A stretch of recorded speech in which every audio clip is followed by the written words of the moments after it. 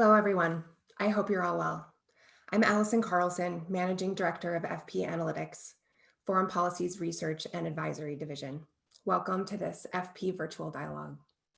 Today, we're excited to host a conversation about the crucial role of entrepreneurship in Africa's economic development.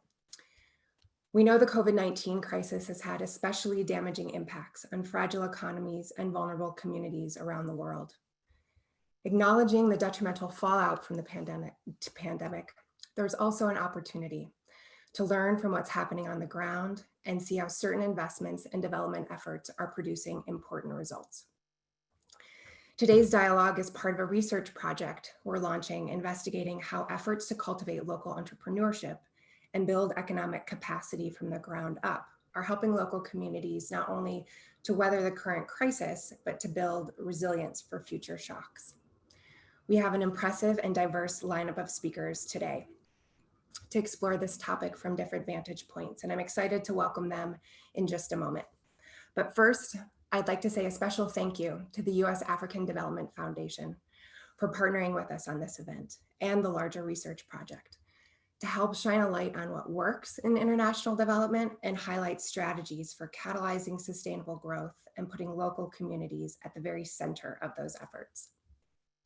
First, I'd like to go over a few housekeeping notes to really engage all of you in this conversation. For those of you who are logged on by Zoom, you'll see a Q&A button at the bottom of your screen. Click the Q&A button and a window will appear and you can submit your questions. We'd really encourage you to submit them as they come to mind, and we'll address as many of your questions as we can while we're live. When you submit a question, we just please ask that you provide your name, your organization, and the country or city that you're joining us from. And for those joining us by phone or watching the live stream, you can submit your questions through email at events@foreignpolicy.com. Here too, please provide your name, your organization, and where you're joining us from. And lastly, we'd also encourage you to join the conversation on social media using hashtag FP Profiles of Resilience. Now, let's dive into the conversation. And I'd like to introduce our first set of distinguished speakers. U.S. Representative Chrissy Houlihan, Democratic Congresswoman for Pennsylvania's 6th District. She was a former Air Force veteran, an entrepreneur, and a pioneer in the B Corps movement for socially responsible business. Representative Houlihan sits on the House Foreign Affairs Committee, as well as the House Armed Services and Small Business Committees. And she's part of the Servicewomen and Women Veterans Congressional Caucus. Also joining us today is C.D. Glynn, President and CEO of the U.S. African Development Foundation, which is funding and supporting grassroots projects across the African continent. Prior to joining USADF in 2016, CD was based in Nairobi as the Associate Director for Africa for the Rockefeller Foundation, and previously served as the White House appointee at the US Peace Corps as the first Director of Intergovernmental Affairs and Global Partnerships. He spent his career working on and across Africa. We're thrilled to have you both and look forward to speaking with you. Thanks for joining us today. If you could both please unmute yourselves and turn on your video. Hello, and thank you again to you both. Great to see you. Good to be here. Thanks for having us. Likewise. Thank you, Allison. Congresswoman, I'd like to dive in with you. I know you're short on time today. Thank you for carving out a few minutes for us. You've been a public supporter of USADF for years. And if I can just ask you, what do you see as the benefits of the agency and their unique operational model? Sure. And I'm very, very fortunate to be able to be on the Foreign Affairs Committee, and within the Foreign Affairs Committee, the Africa Subcommittee. And as you mentioned, I'm an entrepreneur as well as a veteran, and I think all of that comes to bear here. I know from personal experience as an entrepreneur that the best way to solve problems is in a local way, a grassroots kind of a way. And those entrepreneurs who are on the ground, local in their communities, see problems in a unique way that people from other parts of either a nation or a continent or a globe don't see them. And so I think that it's really USADF's unique purview to be able to identify where those innovators are, where those entrepreneurs are, and be able to be a force multiplier for them. That's a military expression. And I think that with every dollar that you give to an organization, an entrepreneur, you have the force multiplying effect of all of the ancillary community members that are benefiting from that particular entrepreneur and their organization. Great, thank you. And CD, from your perspective, USADF's grassroots approach to development is really notable among US government development agencies and more broadly among high-income countries. So could you speak for a moment about why the agency has taken this approach and why it's particularly important now in the midst of the pandemic? Thank you, Allison. Thank you, Congresswoman, for being with us today. USADF does three things really well. We invest directly in grassroots enterprises, entrepreneurs, social innovators. We promote community-driven development, and we ultimately want to create pathways to prosperity for underserved communities and vulnerable populations. And I think, now more than ever, this approach of not top-down, but bottom-up, this approach of locally led, not externally driven, this approach of pulling out of communities solutions and opportunities for their own advancements instead of pushing down solutions to those communities is needed now more than ever. We invest in African designed and delivered initiatives. All of our programs are community owned, and they're inclusive of underserved, vulnerable populations and people. And these include smallholder farmers, these include refugees, pastoralists, and particularly women and youth who've been out of Africa's growth story for far too long. So as we look at this global health pandemic creating economic shocks that create food security shocks, that create governance shocks, we feel that working directly with local communities, local organizations, local institutions is the way to go to really help these communities not only survive and withstand the current challenges of COVID-19, but to adapt to them and thrive in the face of this global pandemic. We think about COVID-19 as the latest shock for Africa, not necessarily the last. And so as we try to build communities that are more resilient, that are able to, again, survive, adapt, and thrive in the face of many challenges, we feel like this locally driven, direct approach to community development and to economic empowerment is essential. USADF really values our ability to be agile and looks at agility and speed in terms of efforts as being central. The access and the impact in places that are far too often too remote to get the attention needed. And so to be able to be in these fragile states, in these areas where people need support the most, where they can take advantage of their own reality because they know the solutions that would bring about transformation change, that's really, really important to us. And so bringing capital in terms of grant capital, bringing capacity building support, and also bringing a network and convening power. We've been able to see communities, again, focus on, amidst COVID, focus on improvements in their lives, but also shoring up their livelihoods. So now more than ever, we think our approach to development is needed. Great, thank you, CD. And the approach to local is really important. And Congressman, if I could turn back to you for a moment. Some would argue that in the face of COVID-19, the US should really be focusing on domestic priorities and the challenges that we're facing here in face of the pandemic as well as the economy, and not necessarily prioritize investments abroad. How would you respond to that? So I come from the Philadelphia area here in the United States, and we are famous for a lot of things. Cheesesteaks is one, but Benjamin Franklin is probably more important. And one of his most famous expressions is an ounce of prevention is worth a pound of cure. And we know that money that we spend, resources that we spend in developing parts of our planet are good investments, and they come back many, many times over. In fact, it's estimated that for every dollar that we spend, $16 will be able to be prevented from being spent, or we would have to spend that $16 otherwise. And so we know that if we build resilient, as CD was talking about, economies, and we know that if we build countries that are strong, we know that in areas such as health response, healthcare response, we will be able to do nothing but benefit from that investment. And so we know as well that pandemic doesn't respect borders or boundaries. We know that disease does not do that. And so we know, particularly with this administration, that the fact that we didn't answer that call to as rapidly as we should have means that we are significantly behind. So I think that it is really important to talk about the importance of foreign affairs in general, but also foreign affairs, making sure that we're sending resources to these economies. And as CD was saying, in this particular case, sending resources that provide the opportunity for people to help themselves and build more resilient economies that they're on their own is really, really important. Great, thank you.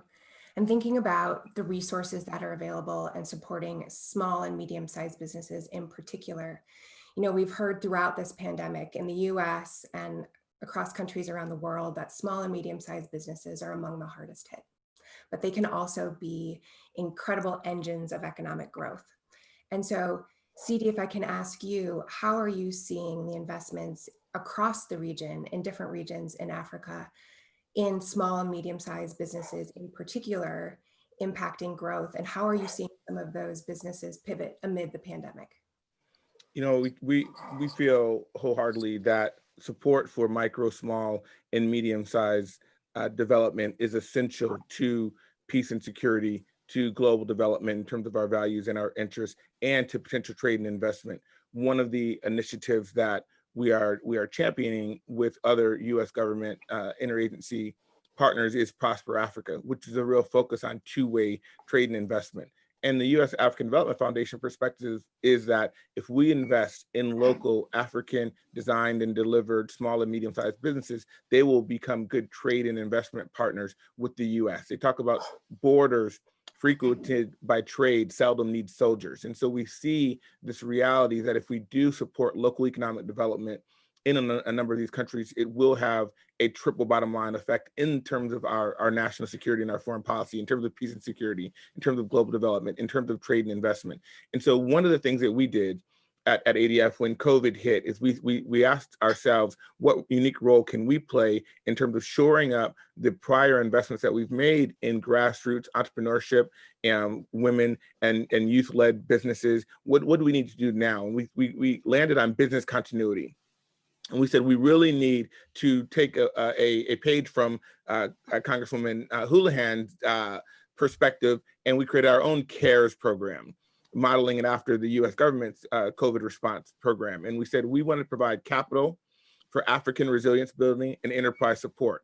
And we provided direct investments of relief and response capital to help these small and medium-sized enterprises, these grassroots communities, be able to, again, survive another day, another week, another month as they face lockdowns, as they face physical distancing orders, as they face quarantines, any number of things. So we wanted to shore up the investment in SMEs because we know they're the driver of the economy in the US, but they're also the driver of the economies throughout Africa, the informal and the formal sector. So we wanted to double down and invest in these African enterprises, providing this early stage grant capital.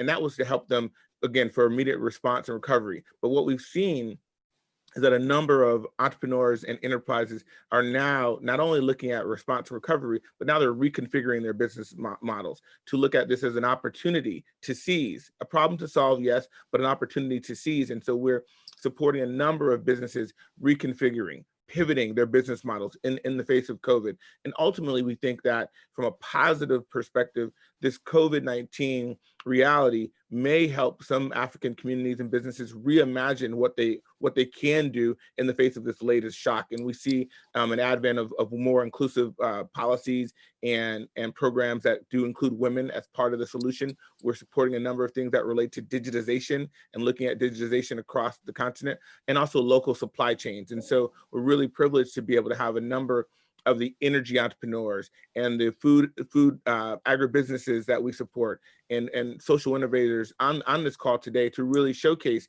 not Africans who are waiting to be saved, not Africans who are waiting for a handout from anyone, but that are, again, surviving today, getting through today, but also preparing and planning for tomorrow so that they can take their future in their own hands. And we're able to be a part of that African-driven, African-led solution where we can be a contributor to greater development that's happening across the continent as grassroots enterprises, small and medium-sized businesses, again, respond to the realities of COVID. Great, thank you. And I know time is short here, so if I could really link back one more time and ask you, Congresswoman Houlihan, about that link with socially responsible business and women in particular. I know you've been a real pioneer with the B Corps movement and an entrepreneur yourself. And so would love to hear your perspective on the need to focus on both entrepreneurship and why it's important in particular for women? And thanks. And CD touched upon it a little bit, which is that I think that the power of entrepreneurism is incredibly strong, but we need to make sure that we're being inclusive in all ways. And 51% of our global population are women. And in the Foreign Affairs Committee and here in Congress, I've been focused, as I have for my whole career, on the importance of inclusion. Women and girls in particular, and the power of women and youth is something that we can't overlook, particularly in a time of crisis right now. Historically, when we are in crisis, underserved communities such as women and young and the youth are the ones who are most likely to be trampled by that. And instead, we should be aiming our resources and aiming our energy at an inclusive economy. We should be aiming our resources as making sure that we take the power of for-profit industry wherever it is, and we harness that power for good. And that we're not just giving resources to young entrepreneurs to build their organizations, but asking of those young entrepreneurs and developing entrepreneurs to do the right thing in addition to making money. CD talked about the triple bottom line. The triple bottom line has a lot of different interpretations, and some of them have to do with national security, and some of them have to do with doing the right thing for people and planet Correct. as well. So those are the things that we are trying to focus on here in Congress. And I'm really, really grateful that you all are also focusing on that as well at USADF. Great. Thank you so much, both of you, for those perspectives. Very well put. Thank you, guys. We know you need to run off now, but thank you again for joining us. We really appreciate it, and we hope to see you again. Of course. Enjoy the rest of your day. Thank you. Take care. Bye-bye. Thank you. And thank you, CD. We'll bring you back later on in the program for a Q&A session. Thanks, Allison. I appreciate the Congresswoman cleaning up my new phrasing on triple bottom line. We know it's all about people, planet, and profits, but I had to sort of say how ADF is looking at another triple bottom line as well. So thank you, Allison. Talk to you later. Great. Thanks, CD. Now we'll be moving on to our next panel. But before we do that, we'd like to continue with an audience poll, just to get a pulse of how you're all feeling and engage our audience a little bit more on, but how you're feeling on the impact of the pandemic and on future economic development efforts. This poll can only be accessed by our audience on Zoom. So if you are on Zoom, a window should appear now on your screen with the polling questions. So please select and submit your response. The question is, for all of our audience, do you think that the COVID-19 crisis will have a positive or negative net impact in your country, and how well public and private sectors collaborate on local economic development? If those of you on Zoom could submit your answers. And just to let everyone know, we have hundreds of people online and on the live stream who are joining us today. So thank you all again for joining us. And as people are submitting their responses, I'd just like everyone to know and to remind everyone that you can submit questions online through the Q&A button below your screen or at events@foreignpolicy.com.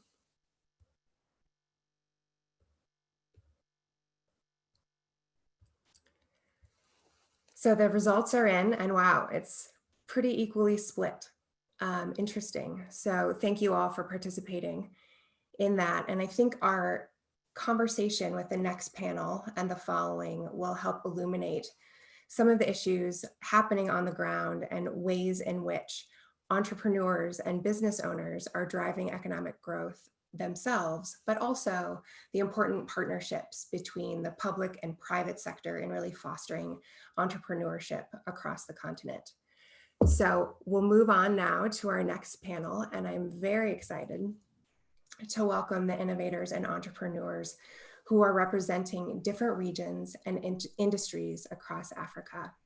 What they all have in common is their partnership with USADF, and they all have truly a frontline view of what's happening in the midst of the COVID-19 pandemic, as well as entrepreneurship and grassroots development on the ground. So I'd like to welcome to our program Habibi Ali, who is the CEO and Managing Director of Sosai Renewable Energies based in Nigeria. Ruth Kinoti, Managing Director of Shalem Investment, working with smallholder farmers in Kenya. And Adepeju Jayoba, founder of Brown Button Foundation and Mother's Delivery Kit, who's working with women's healthcare across Nigeria. and Joy Nguditse. Apologies for the pronunciation. Hopefully you can correct my pronunciation, but she is the CEO and founder of Gahaya Links, which is training over 5,000 weavers and artisans in 52 cooperatives across Rwanda. Thank you all for joining us.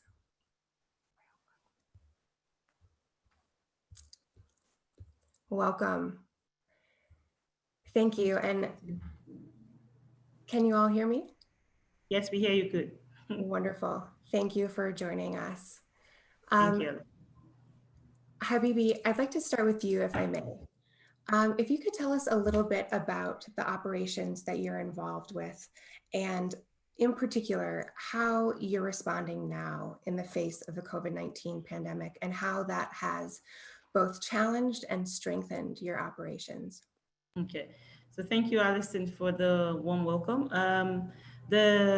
Before the COVID, what we basically did was we deployed renewable energy solutions to communities, and we actually did work with a sales force of women who were the ones who redeployed the solutions to their people and got a commission for it. And we also had a powered by SUSE kind of initiative that we worked with the Matang Arewan SUSE, which is the Women of the North for Excellence. It's an initiative where we're supporting women to own and run businesses that are powered by renewable energy. So you have women who own solar dryers, a cooperative of women who own solar dryers, who own solar kiosks, who own a refrigerating unit to just run their businesses with. And then we also, like I said, deployed solutions like the solar home systems that are pay-as-you-go powered, and we also did mini grids. With the onset of the COVID-19, the first thing that happened was there was a rush to recharge units. I think people realized with the lockdown that they were going to be at home for a while, and even people who had been defaulting with payments actually came, and there was this recharge rush, and that was good for like a month, and then it slowed down.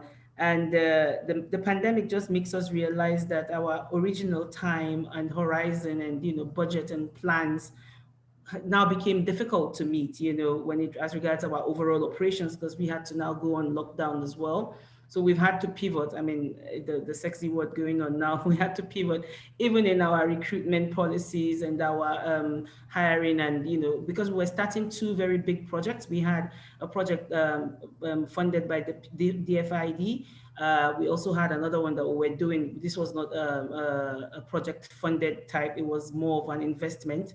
And that was also stalled. We couldn't even go any further with that. But the DFID project that had to deploy over 20 units of solar dryers was stalled. Our USADF main project that was just getting to the point of importing the systems and getting into the communities and starting the work also had to be stalled. So everything got delayed by like 3 months minimum. I mean, even the shipment of the solar powered mini grid had to be delayed by like 3 months. Everything just basically stopped. And because of that, we had to scale back. And with time, we realized that even the income from our customers started slowing down. And so we had to scale back on a lot of things that we were doing. So like I said, we pivoted. Even in recruitment, we had to cut down on salaries. We had to do a lot of things to change and reduce expenditure.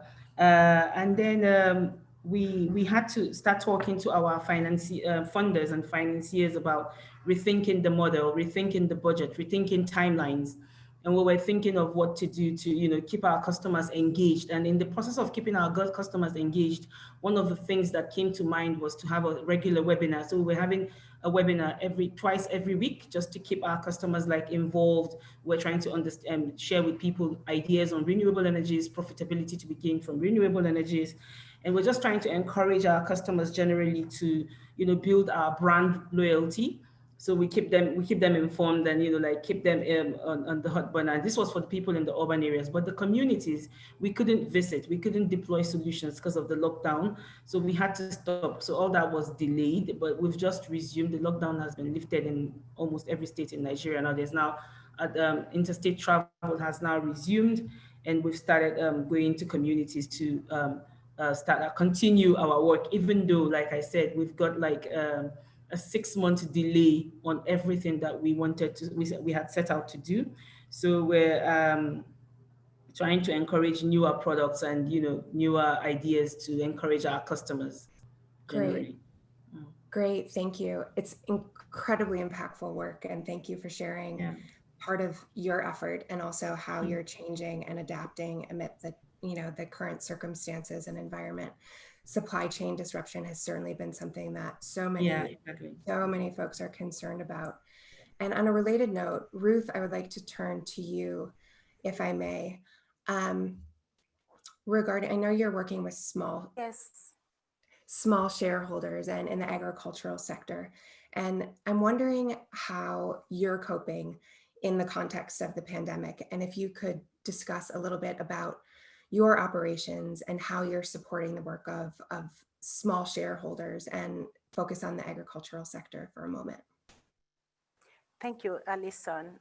Good evening, everyone. My name is Ruth Kinoti. I work with the smallholder farmers in Kenya, in a rural area called Meru. Yes, the COVID situation has been difficult.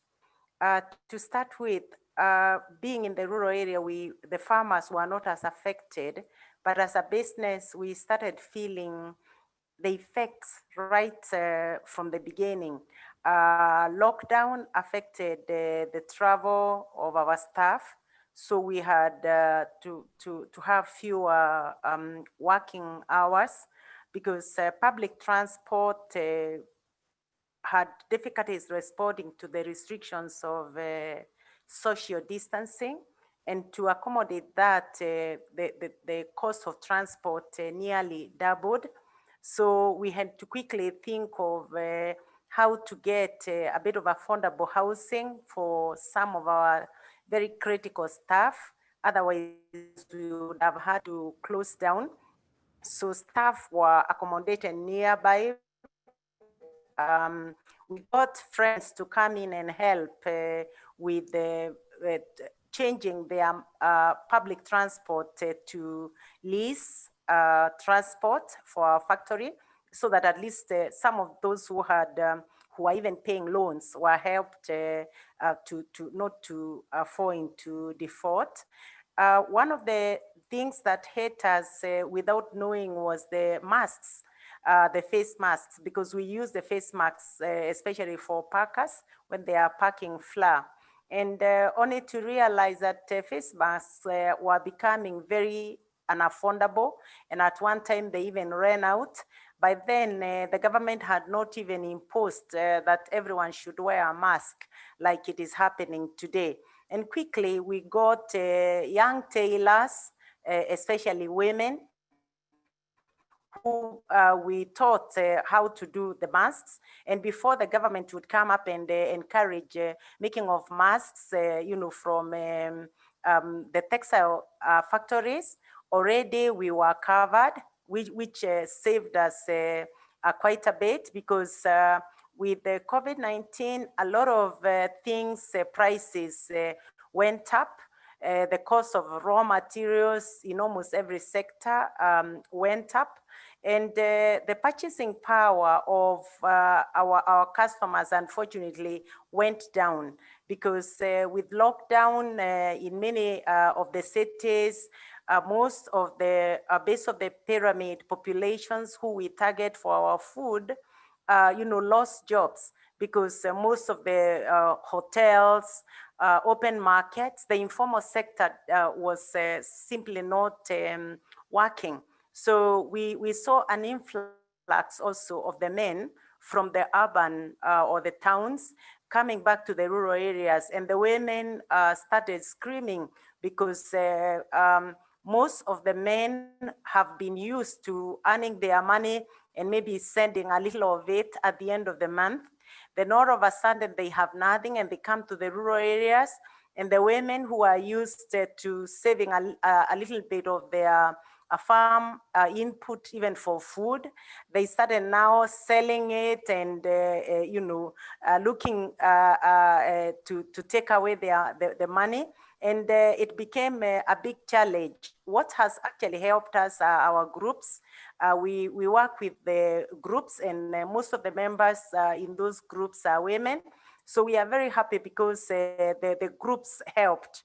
They would call the men who are becoming problematic and sort of do some counseling. And so it became a sort of a communal kind of problem. So the farmers who are working with us have a bit of that support. Fascinating. Yeah. That is really interesting and also underscores the strength of women's connections and the importance of those partnerships and groups to be able to support one another. Thank you for that. And it's actually a great segue into a question that I have for Joy, who's working with Gaia Links and work that, Joy, that you're doing. Can you tell us a little bit about that and about work with local artisans and weavers throughout the region? I mean, as we're talking about supply chains being fractured and the importance of local economic development and women's empowerment, can you talk about your experiences and how you're seeing that across Rwanda? Very much. Gaia Links works with rural women mostly, and also with women and the dropout girls around Kigali. So during this time, it was very difficult for the women, but we were so lucky. Gaia Links was among the companies which was selected by the government to start producing masks, which were very much in need. Prior to COVID, we had a full operational textile place, which was actually put up with the help of USADF, our partner. We are the graduates of the USADF. Thanks to ADF for that. I think the building has paid back. And when they gave us, they selected us, we are allowed now to bring in the women to come and start making masks. And during that time also, you know, the women were in their home, they had no jobs. It was very, very difficult for them. But we are so lucky, we got a grant from MasterCard Foundation, which really uplifted so many women who work with Gaia Links. First of all, they provided masks for the women weavers who could not afford to buy the masks because they have no jobs. So over 200,000 families were empowered through that project. And also, not only that did they give the masks to the women in the rural, they also created jobs for the women who were just helpless, who had nothing. They were put back to work. The project was supporting probably about 535 tailors, but we ended up employing like 1,400 women in that program because of the need we saw with our women. When they heard about the project, we had over 1,000 of women in our workshop, at our workshop, looking for jobs. Some could not even agree to go home because they had no food for their children. So that forced us actually to rethink and see how we can at least have every woman have an income, little income, to be able to support the family during that period, which was very hard for them. And I would like really to commend MasterCard Foundation in quick responding to the most urgent needs for the most vulnerable population in my country.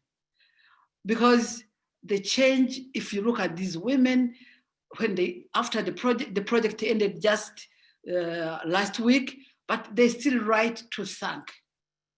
So it is not only hard in Rwanda, I can imagine it is all over the world. So it's something we all have to think about. How do we get out of this? And I think we need to keep working with our partners to see how we can really resolve this problem, which is going to take a long time. Thank you. And thanks for underscoring the importance of those partnerships and the role that they're playing.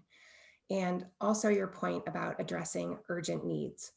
And with that, I think the support for women, but also some of the most urgent needs are in the healthcare space. clearly in the context of COVID-19. And I'd like to turn now to you, Peju, to address a few questions about that. I know you're working certainly on the front lines of healthcare generally and with women specifically in delivering services and equipment to mothers in need. And if you could just talk a little bit about what you're experiencing now and the importance of investing in healthcare, particularly at this time, and what that can do for resiliency at a local level. Thank you very much. So we've had a lot of challenges in this time, like almost every organization, the challenges have been huge. The different trajectories that we have gone through, from thinking the COVID was so far away to thinking, oh, this is a disease for the rich, and then to people finally realizing, oh, look, everybody is at risk. We have actually faced one of the most difficult periods, especially handling women pregnant in a pandemic. It is very chaotic and it has been seriously challenging for us as an organization. One of the things that we do is we train birth attendants across rural communities, and a lot of this is very physical and contact-based. We also do in-facility trainings for birth attendants, meaning we use live subjects, women and things. So we have had to drastically overhaul our intervention models, including our data collection models for the delivery kit that we supply to different communities. One of the first things we did during the pandemic was to go online. And so most of our training became an online-based training. We recognize the fact that a lot of our birth attendants are not even skilled. Many of them cannot read or write. Many of them do not have Android-enabled applications to be able to, or phones, to be able to access some of our trainings. And so what we also tried to do was to hold online, like phone sessions, very short phone sessions for them at that time. For women who were pregnant, they were doubly at risk, clearly, during the COVID period, because health workers in many of the rural communities did not have PPEs and were very unwilling to touch women without the garments on. Government did not really have a lot to go around. And of course, even if they have some, I mean, the people at the last mile were going to be one of the very last set of people to get those type of supplies. So we had to begin also to provide health workers PPEs to wear so that we can be able to see women, not just in the facilities, because there was a lockdown for some months. And so even those women could not access primary healthcare centers for regular antenatal checks. And so these women had to stay in the community, and then the health workers had to wear PPEs and go see them. And for each household they visit, they would have to change their PPEs, meaning they can have to wear like up to 10, 15 PPEs in a day, because they cannot repeat it. Once they wear, you have to discard. We also had to now focus on a new type of kit, which is a kit that actually deals with COVID. And so for every woman that gave birth during that period, in the areas that we work, they had something called the COVID response kits. And so this kit particularly paid attention to helping women and children understand the danger of COVID and trying to also mitigate it. So the regular things that they could do, we made them understand that these things would not be able to at this time. For instance, naming ceremonies. I mean, 7 days after delivery, people would usually host large parties, and then they name the child officially. All those things you cannot gather. You cannot do all those things and put a newborn at risk. And so we also had to include things like hand sanitizers, things like face masks, and then things like sterilizers. All those things we have to include in the kits. That, of course, increased the costs, but those costs are not costs that we could even pass on to the women, because it would be a struggle. This is a COVID time when there is no economic earning. Everything was on lockdown for some months in Nigeria, and passing on the cost to these women would only make the kids out of reach for them. So those were costs that we had to bear as an organization to be able to reach more women. We had some strategic partners at that time. Thankfully, we had about 2 organizations common in Nigeria, an insurance company, and then a women-based organization that also provided adequate support for us to be able to reach these women. COVID has changed the way we interact. COVID has changed the way that we do things. COVID has changed our intervention model, even as an organization.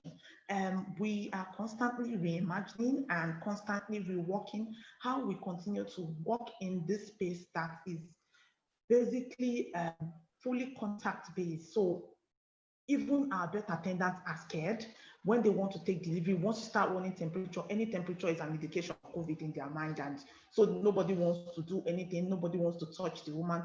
So the risk is not just, postpartum hemorrhage used to be the highest cost of death in Nigeria. But in this COVID era, every symptom is marked as a COVID symptom, and no one wants to touch you. So those are like the kind of education that we have had to be consistently doing in this time. So basically moving online and then having to develop a COVID response kit and then having to educate both the health worker and the women as some of the ways that we have been intervening in this COVID period. Wow. Thank you. It sounds like you're doing a tremendous amount of adjusting and responding in real time to conditions that are changing on the ground, all of you. And it's incredible to hear your experiences and a little bit more about what you're facing and what the priorities are now in terms of your activity, as well as the importance of those partnerships. Thank you all for sharing that with me. And we'll hear from some of the partners in just a moment, but we would also love to invite you all back in just a few minutes for our Q&A session. We already have questions rolling in from our audience, and so we would love to be able to bring you back to field some of those questions in just a few minutes. But thank you so far for sharing your experiences with us. And now, right before we move on to our next panel, I would like to invite the partners and the investors who are involved in many of these projects across the region. And it's my pleasure to welcome all of them now. Again, as I was mentioning, some questions are already rolling in, but if you do have questions, just a reminder that you can submit them via the Q&A button at the bottom of your screen or at events@foreignpolicy.com. So as I was mentioning, now we'll be inviting a group of guests to talk a little bit more about the types of partnerships and financing structures that are supporting some of these projects on the ground. And I would like to first welcome Betty Kizimbazi. She's the Undersecretary of Finance in Uganda. Dr. Webe Bor, CEO of All On, which is investing in energy and specifically small and medium-sized enterprises that are developing off-grid energy technologies for the region. Kofi Dadzi, who's program lead for the digital economy for the MasterCard Foundation, and Steve Zita, Assistant Vice President for Citigroup. Welcome to all of you, and thank you again for joining us.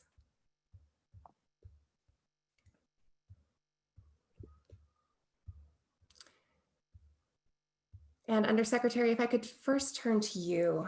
We've been talking obviously quite a bit about COVID-19 and the impacts that it's having across the continent, but specifically with respect to Uganda, I'm curious to hear from you what you're seeing on the ground. So far, Uganda has had relatively low numbers and has been doing a relatively good job, if that can be characterized that way, of grappling with the virus. Can you talk a little bit about what the country is doing and some of the policy approaches that Uganda is employing now?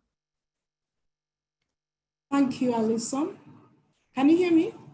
Yes. Can you hear me? Yes. Can you hear me? Yes, we can hear you. Okay. So, Uganda, like any other African country, has had a big impact, has had a negative impact from the virus.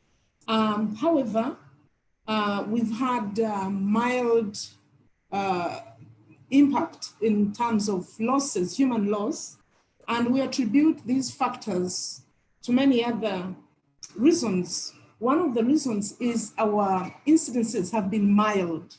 We have not had cases of severe coronavirus. The next reason why we think our impact hasn't been very hard is Most of our patients have been asymptomatic and therefore easier to treat by our health providers. And we think because Uganda is in a tropical climate and we are accustomed to having malaria and other parasites, we think our immunology is accustomed to fighting the viruses, including coronavirus. The medical practitioners have also told us that because Uganda closed up in good time, this was in March, and we didn't allow in any international flights, the borders were closed, and so they managed to contain it and were locked down. And it was managed to be contained within a quick space of time, and the standard operating procedures were strictly implemented and emphasized that we all kept to the procedures. And another reason why we think Uganda hasn't been heavily affected is because we've had pandemics before. For example, Uganda has had Ebola. So our preparedness to deal with such an epidemic is, the readiness is in place. And maybe another reason is Uganda is an agro rural economy.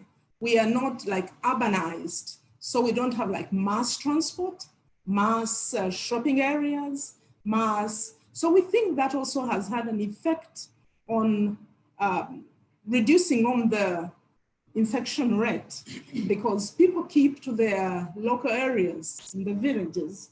So we are not like into mass areas per se. Besides, yeah. Pardon me, I'm sorry to interrupt. If I could ask you just one follow-up question about that and about support for the agrarian economy in particular. I know that you've partnered with USADF over the years to support agriculture in the country. And I'm wondering if you can discuss a little bit more about that partnership and the type of funding that's really been able to help support the agricultural sector in Uganda. Yes, the partnership has been extremely wonderful. And Uganda is one country, as my colleague from Rwanda has said, is extremely grateful to the fund. And Uganda puts $1 to $1, whatever US puts. And since 2006, I think to date it's 20 million US dollars. And it's had a very great impact. You know, it supports SMEs. It supports the youth, the women who cannot get financial services, who don't have the means. They can't even prepare funding documents. So this fund has been extremely useful. It's focused on agro processing. It focuses on cooperatives and SME groups. And it's covered the entire country. And most of these financial institutions, regular, don't focus on the rural areas, but this one does. But its had main focus was on coffee, on maize, on rice, cassava, and recently on honey too, and many other little enterprises on energy, and the youth, the innovative youth. So it's had a very great impact. I could give you the figures, but the time is short. Thank you. It sounds like they're having a tremendous impact. And I'd like to spin off your comment on the youth and turn over to Steve Zita with Citigroup for a moment, because I know he's working specifically on that issue. And from what I understand, over the next decade, there are projected to be about 375 million youth in the African labor force, and making it the youngest and fastest growing population in that cohort. And unemployment and skills development are concerned. So I'm wondering if you could speak for a moment about your work with youth entrepreneurs and skills development. So basically here, what we do in partnership between the youth that you just mentioned and ADF and CD is to make sure that, just like you mentioned, the youth population, that cohort is growing exponentially. And today, if I got the numbers right, we're talking about 68% approximately of the population in Africa is under the age of 35. And given the infrastructure and the way things are being done on the continent, you realize that entrepreneurship is the way out for a lot of people, because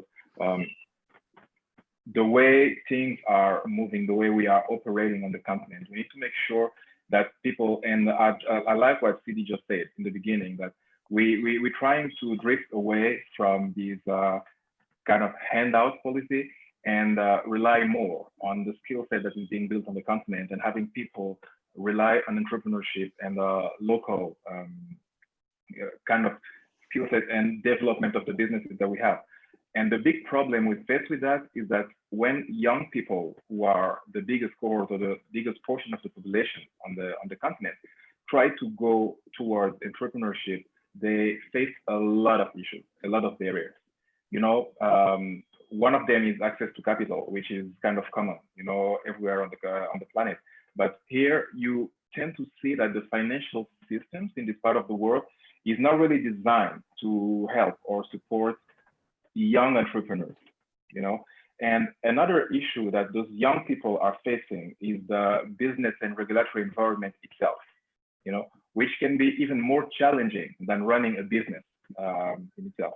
You end up having a lot of taxes, a lot of admin fees, a lot of fines sometimes, of which you didn't even know they existed even before you got into the thing. And in addition to that, you realize that those people, because when we talk about developing the skills that are helping the young cohorts or the young people to develop their businesses, we often think about giving them access to funds, money, or capital. And one of the essential parts that we forget is the training that they need to get for them to move on with their businesses and thrive, you know, in those challenging economies. And me, myself, I've been a witness for the past almost decade, because I'm saying I've been a witness myself because I'm with Citigroup today, but I'm also a former grantee of ADF, you know, through the youth development projects that I work with. And they are doing a tremendous and amazing work with the young people on the continent, and not only providing fund and capital injections to those businesses that they are being created and developed, but also creating this economic kind of framework to which all those entrepreneurs are able to plug themselves, you know, and from which they're benefiting in a network. A lot of those, the synergy is created between those entrepreneurs that are being brought together by ADF, by CD, and by those other organizations. It creates this kind of translation towards economic viability, and it helps those young people that you've mentioned move from just having potential to having this measurable impact that we are all trying to see and make grow on the continent. Great, thank you. And so much of what you said also relates to potential for growth in this era and how to communicate and connect with the entrepreneurs and young people generally. And I think we're all increasingly dependent on our digital connections, as we're all here today via virtual dialogue, and really dependent on that kind of connectivity. And I'd like to turn it over now to Kofi Dodzi with the MasterCard Foundation. And I know that you're working quite a bit with digital infrastructure and broadband penetration across the region, in particular in support of small businesses. And so I'm wondering if you can comment and talk to us a little bit more about the projects that you're working on, what you're facing now, and the importance of those kinds of digital infrastructure investments for entrepreneurs in particular. Thank you, Alison. Indeed, it's interesting times we're in, and the view that we've increasingly taken at the MasterCard Foundation is to look at the digital, to look basically at digital as a lens through which we understand and analyze the broader economy. So we're constantly asking ourselves in the different interventions we're working on to impact positively on the lives of young people, especially women, is how do we apply these burgeoning and evolving digital technologies to accelerate and to scale up the impacts that we want to see in the lives of beneficiary stakeholders. So two examples I'm happy to share. One has to do with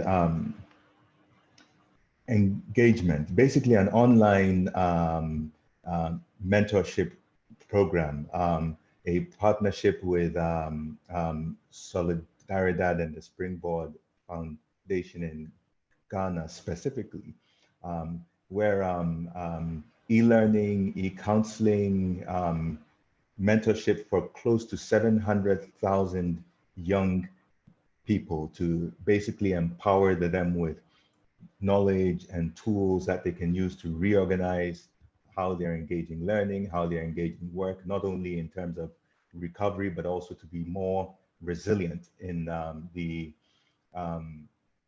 what we're referring to increasingly as a post-COVID world, but it's really a world that is so much more digitally enhanced. Another really interesting intervention was one in which we challenged entrepreneurs to innovate in response in different categories to the outbreak. So this was, again, an intervention in Ghana, which was called the Scaling Local Innovation. And it was amazing. Within a week of having put the challenge out, to have received more than 200 responses in different areas, which unearthed innovations such as a rapid COVID-19 diagnostic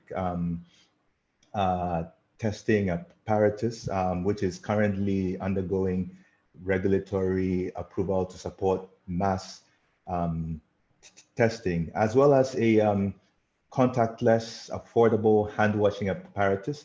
So it was amazing to see that people had been thinking ahead, had been planning, had been investing, had been building. And once the call, the opportunity was put out for them to respond with their innovations, it was ready. And so this is what really excites us at the MasterCard Foundation and what we're encouraging our partners in different sectors to do. We have lots of young people out there who are brimming with ideas. And the challenge really is to give people a platform, give people an opportunity to respond to real problems that impact them directly. Because what tends to happen in my own entrepreneurial experience is when you're responding to a problem area that impacts you directly, you're more likely to have and to develop insights. It's the development of insights that tend to lead to real innovations. It's real fundamental innovations that can transform the space you're in, can transform communities, that can then also attract investors. So if you can walk this journey from what are you trying to impact, what insights have you found, what's your innovative response, then the opportunity to invest and to grow and to scale and to cause some real transformational change, the kind we're looking for, where in the context of the MasterCard Foundation, we're asking ourselves the question, how do we bring 30 million young Africans? And from what Steve shared earlier, that's still a relatively small percentage of that 375 to 400 million population of new young people coming into work across the continent over the next decade. So how do we impact about 30 million or more of them in dignified and fulfilling work? And we're looking increasingly to how the digital economy enables, empowers young people to play a role, not only in terms of what innovations will come out, but really in terms of shaping what is that digital economy, what tools, what platforms, what innovations define it, and how can that lead this burgeoning population into a more meaningful world of work in the future. Wow, that's incredibly well put. Thank you for those comments and underscoring the role of of the youth as well as the digital economy and moving things forward, and how important it is that those business ideas are generated from what is happening on the ground and from local needs and local perspectives.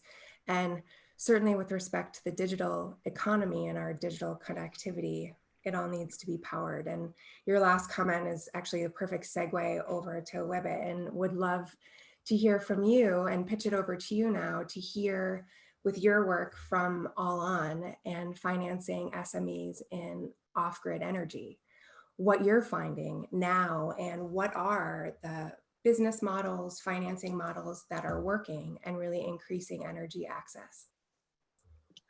Right, thank you. Yeah, that's a huge question. And I think I only have like 3 minutes, so I'll try and do this quickly. But just first of all, to say All On and USADF are actually very close partners. In Nigeria, we basically co-invested 10 to 20 businesses per year, angel stage investments, where USADF provides concessional grant funding, and we provide debt financing. And so it's a really great example of blended capital that's working really well. So Habiba's company, Say, is one of our co-investments. So that's an example of the kind of companies we're investing in. But look, as Habiba has said, I mean, many of the companies in this space, when COVID hit, obviously there were supply chain disruptions. It was harder to move around. There was a double whammy of higher costs because the Naira, the local currency, devalued, plus individuals who previously would have been potential customers had less income. And so you had, higher costs, lower incomes.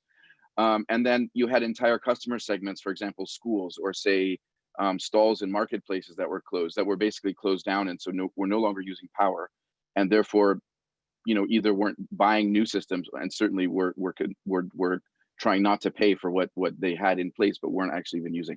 So all of those things came, and some of the companies obviously were hit harder than others. But what we found is that the pandemic also presented new opportunities, and this is about resilience. And so we've seen a lot of resilience in the space of off-grid energy entrepreneurs in Nigeria. They found new customer segments, especially people who had been, who now are working from home and need business continuity at home, and didn't want to spend all this money on powering their diesel generators. They didn't want diesel deliveries. And so they said, okay, let's actually move to solar. This is the time to do that. So there was an entirely new customer segment there. Another segment that came up was healthcare.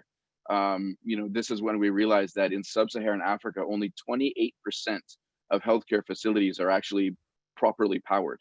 And so suddenly we realized, okay, this is a huge vertical that, some companies had been looking at, but had not been a big business opportunity for the off-grid space. And now suddenly it became one. And a lot of All On and other funders actually provided capital for that. USADF, World Bank is doing that, Rockefeller Foundation, many others. So suddenly this whole new customer segment came in, where a lot of off-grid solar companies across Africa now had work to power these healthcare facilities. And then we also found a lot of companies deciding to now localize their supply chains. One of our investees, again, a co-investee with USADF, is Oxano Solar. They basically fabricate solar panels in Lagos. So they'd already been doing this localization, but now they stepped it up further because suddenly all of the other players in the market needed to come to them because China wasn't open and they couldn't get their panels. And it made other companies also realize and start their own process of localization as well. Look, funding still goes on. We're continuing to make investments, get approvals from our investment committee. We're still doing the program we did with USADF for the last 2 years of co-investments. This year, we're doing 20 instead of just 10 that we've done in the past 2 years. And there's still a lot of innovation out there, and so on. And so it's still a really exciting time. And we feel like this is when people fully realize the importance of renewable off-grid energy because of what they saw. Okay, when a pandemic hits and your whole economy shuts down, supply chains are broken across every sector, you actually need solar power to now fill the gap that you would otherwise fill in other ways. And what we found is the companies that have worked the most are ones that to some extent had planned ahead and already had a lot of inventory. The companies that had already done a lot of localization like Oxano, and also the companies that were quick and nimble in terms of moving from, okay, we were doing education, now let's do healthcare instead. But then the most exciting innovation I've seen is the collaboration across the industry, where you'd have a company maybe based in Abuja that got a contract to power a health facility, let's say in Lagos, but actually couldn't do it because of the restrictions on movements. And so they would say, hey, look, you know, they'd call another company in Lagos and say, you do this one, and when you get an opportunity in Abuja, let us know, and we'll do that one. And so it actually created a lot of synergy across the sector, where competitors now said, you know what, this is the time we all work together. And if I can throw some business at one of my competitors now, you know, maybe they'll have something in my area that I can operate in, that I can pick up. So it showed an industry of resilience, but also, you know, great collaboration and so on, that I think shows that it has a good foundation to continue to build on. Thank you.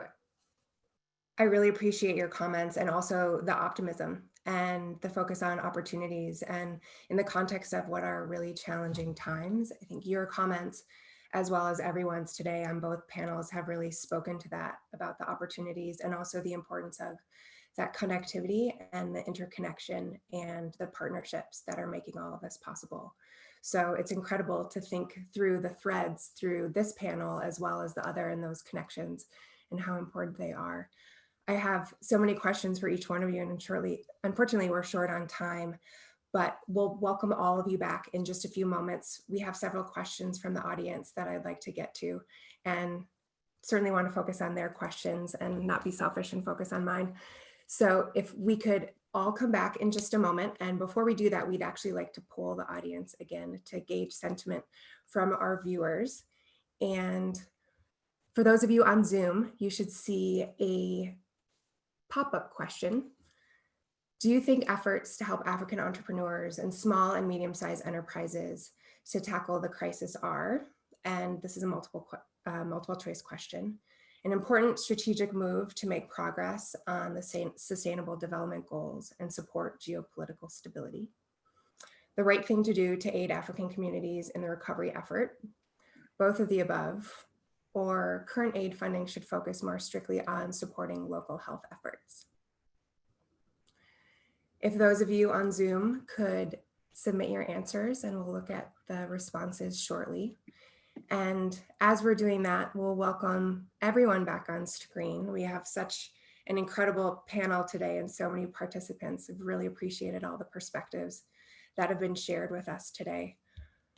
We have several questions that are coming in from the audience.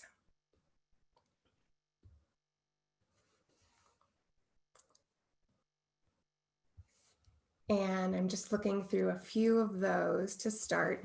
In the meantime, our polling results have come in, and 81% think that it's not only important for geopolitical stability, but also the right thing to do. And certainly that speaks to the Congresswoman's comments at the very outset of this conversation about B Corps and socially responsible investing. And it sounds like all of the panelists have spoken to that today. So if we could invite you all back on screen. Thank you again for joining us.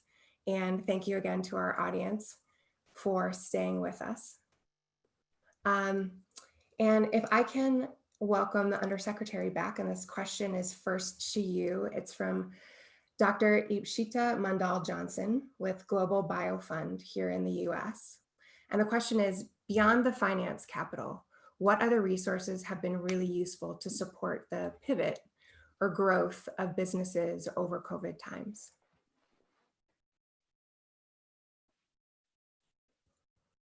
I believe you might be on mute. Are you able to join us? Come again? Oh, great. Thank you. Come again?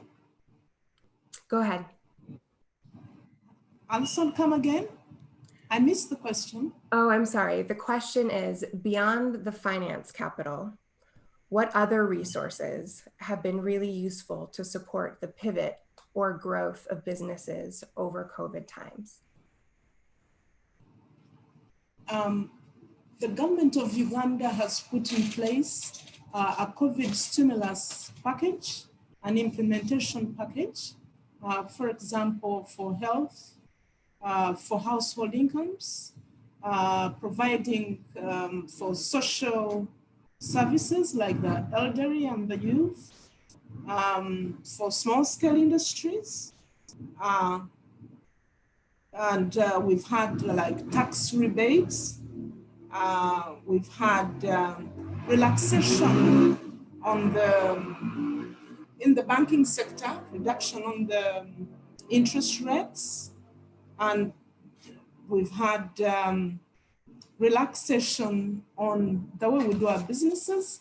For example, on rent, if you're in a small scale industry, how the landlords bill the tenants has been relaxed. Many other,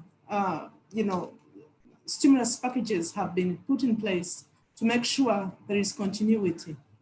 Great, thank you. And I know creating an enabling environment for business also is such an important role of the government. And I know Wewe has been working on policy developments as well.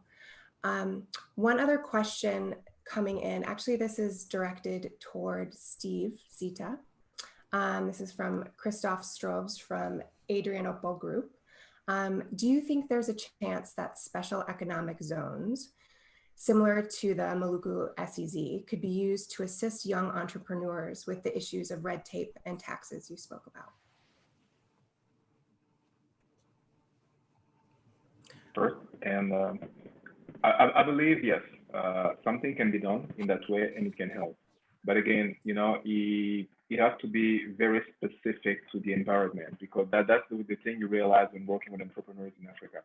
DRC, for instance, is home to about 90 million people, and we have 9 neighboring countries around us. The way you operate on the Great Lake region is not the same way you do on the northern part. The way you will have to approach the tax environment in Nigeria is not the same way you have to do it in Uganda, for instance, or in Benin or Togo. So the thing is, it has to be carefully studied and for us to understand what are the hurdles that the entrepreneurs are currently facing in those environments, and not just to go and dump funds for them to, okay, you know what, this is kind of a safety net for you. If you face any issue with the tax environment or anything, this is where you have to pick from. No, we really need to make sure that it is properly organized, that it is properly studied first, and that we know exactly what are the needs and what are the shortcomings of those entrepreneurs. That's the best way to build a sustainable and viable model in alleviating that issue. Great, thank you. I'd like to turn back to our entrepreneurs now. We have several questions for them specifically, and this one actually applies to all 4 who we were speaking with earlier. This is from Patrick Genko. I hope I'm pronouncing your name correctly. What was the major ways to inform the populations about COVID-19 in your respective areas? Understanding you're all working on the front lines and communication is incredibly important and sometimes a challenge. He's wondering, was it radio, churches, TV, meetings in communities? And what would you say the information campaigns that were successful in terms of adopting new behaviors? Joy, I'm going to turn this one over to you initially. Thank you very much. In Rwanda, first of all, there was closed down and every place was closed, but also the campaign on the radio was always on. The police was always warning the people what to do, social distancing, and also wearing masks.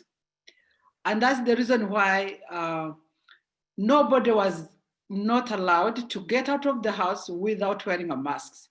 And by the time the people were going to get out of their houses, they had masks on. That helped a lot. And also we had young volunteers who were helping people for social distancing by telling them you have to leave a meter between each other, by telling them how to wash their hands. So we really want to thank our young youth, which took it upon themselves to move around to educate our old people.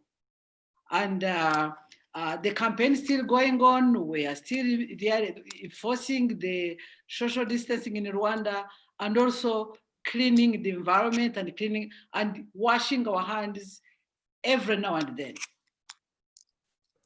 Great, thank you. And Peju, if I could quickly turn it to you, in terms of the communication and communication campaigns to let other women know that your services are available and that you're there to work with them, what approaches have you taken and what have you found that works? So for us, before the COVID, we had people who took leads in different communities. We had already established a strong base of community health workers and leaders, and those were channels that we were using to reach people. So we're using people within the community to reach them. We're using different household members also to reach them directly.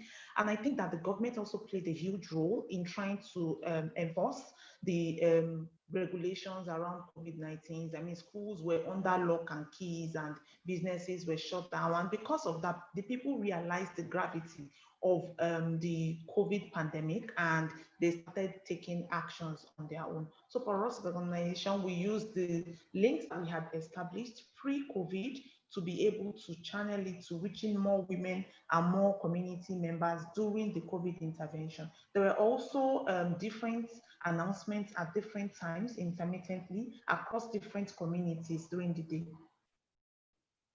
Great, thank you. And unfortunately, we're already over time, but I'd like to turn back to Sidi quickly to ask you a few reflections and your thoughts, having listened today and thinking about the work that USADF is doing. And if you could comment, please, on the importance that you see of continued public-private partnerships in scaling these projects and others. Thank you, Allison. This has been a remarkable, rich discussion over the course of the past hour. I think, one of the questions that came about was beyond money, beyond capital, what are we thinking about? And I think from what we've heard today, we've seen that capital is important, that capital is key right now to responding to COVID, but also that capacity building and enabling entrepreneurs and enterprises and communities to be able to have the skills to be able to pivot, to reconfigure their business. So capacity building and technical assistance is also critical. But what we've seen demonstrated throughout everyone that we've heard from is real collaboration between entrepreneurs and communities, between companies and communities, but a sense of collaboration. So I think what we've seen today is a real changing of the narrative. Often we talk about the perils of COVID-19 pandemic and its impact on Africa, but today we've moved beyond doom and gloom and really are leaving with a sense of real hope and inspiration from hearing from, and really, as we've said when we set out to work with foreign policy at USADF, to give profiles in resilience. And I think what we've seen today is from the standpoint of the entrepreneurs themselves, the people. We've seen real demonstration of resilience. And in terms of the programs, we've heard energy entrepreneurs supporting health facilities. We've heard textile makers making PPE, masks, and personal protective equipment. We've heard about agricultural enterprises pivoting and thinking about hygiene and water and sanitation and local supply chains. And so we've really seen a demonstration of resilience building in terms of programs. And ultimately, to your question, Allison, we've seen a real sense of partnerships, a U.S. government agency, an independent agency supported by Congress, working with the private sector, working with governments, working across different entities. And so whether it's all on a entrepreneurial driven impact investor, the MasterCard Foundation, and the work that they're doing to support entrepreneurs and enterprises like Gaia Links and investees that USADF has previously supported, a company, a global financial institution like Citicorp and the Citigroup, and how they are really working to help communities transition during these times. And then obviously the government of Uganda. And so for us, the people are important, the programs that are really transforming the communities and the partnerships are critical. And we feel like this initiative with foreign policy, but with all of the partners that we've had on the ground, is really going to change the narrative of how COVID response is taking place in Africa, and that African communities are going to be able to bounce back better despite COVID and amidst the challenge that they're being faced. So just really proud to support this work, and USADF is really proud to be a piece of the solution of helping Africans take advantage of the opportunity to invest in themselves to do more good. So thank you for this. Great, thank you, CD. And thanks to all of you for joining us on the panel today and as part of our audience. Clearly, we're just scratching the surface of these projects, the connections, and the impact that they're having, but we really enjoy having all of you here, and thank you for joining us today. And also would like to thank the U.S. African Development Foundation for supporting the project.